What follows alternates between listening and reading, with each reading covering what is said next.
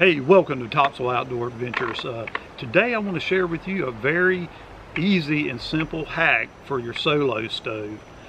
If you own one or you're thinking about buying one, I can highly recommend them. They're very good uses, and I find myself using my solo stove more and more nowadays. I actually posted a separate video review of the Solo Stove Titan, which is the one right here.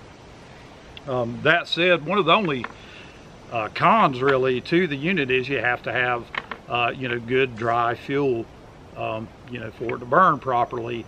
So if you're thinking about doing an overnighter, or you're going backpacking, camping, that kind of thing, and it has rained, or there's a good probability of rain, this is what you can do, which is what I do a lot now is, man, I pre-pack my fuel.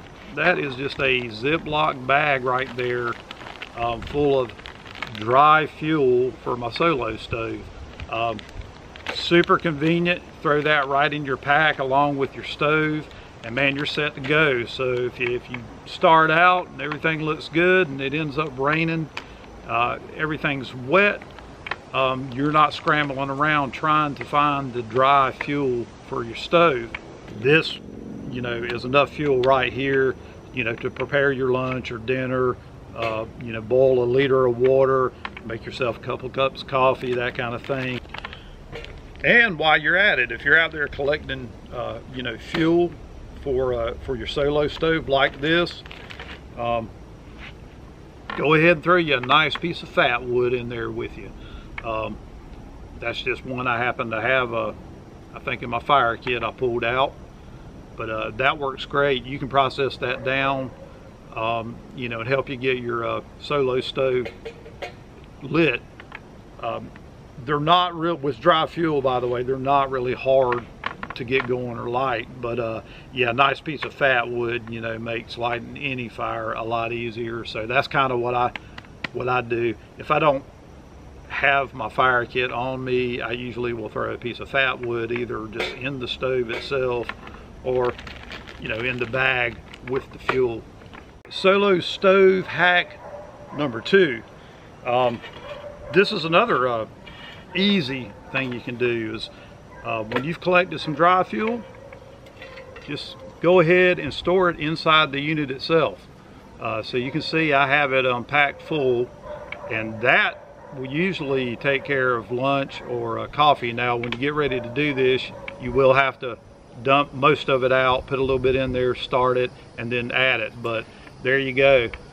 And that all came out of the Ziploc bag I just showed you. So here's what's left in the bag. So as you can see, this unit's full, and I still have about half a bag of dry fuel there. So yeah, you'll be set to go with the 2 of those. You can preload that unit. This is the solo stove bag that comes with it. And what I do is I put it over it essentially upside down, cinch it up. That way the holes for the bag's at the bottom, and that's the top. So I kind of put it on upside down, so you're good to go. That's going to stay in there should you get any rain, your pack get wet, this should keep everything dry.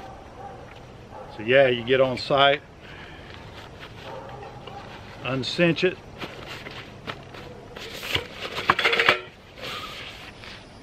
there you go.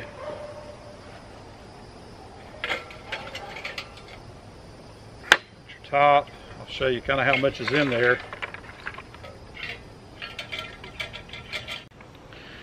All right, well, that's the solo stove hack of the day right there, number 1 and 2. I hope that was helpful to you.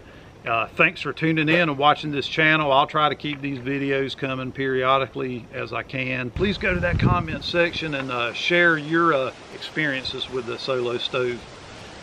Any tips or hacks you may have, we'd love to hear them. I know I would, and probably everybody else tuning into my channel and others that's what it's all about, sharing that good information with everybody, and that's what I'm all about. But whatever you're doing, be safe out there on the trail, and we'll see you soon.